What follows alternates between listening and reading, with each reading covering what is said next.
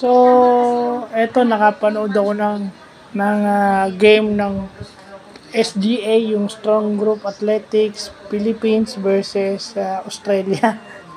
So, sana itong SGA, which is basketball stakeholder sa Pilipinas, makipag-collaboration sa SBP para sa ikagaganda ng ating ng national team program.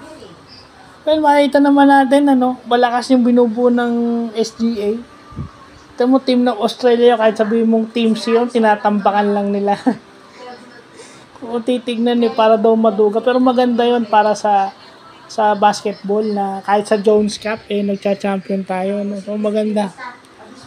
Nakakatuwa na makita. Kasi si Angelo Kame is naturalized player pa rin natin yan.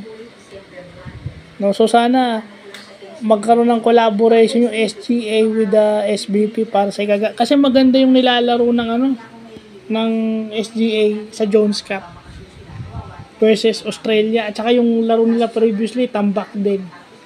So yun lang po.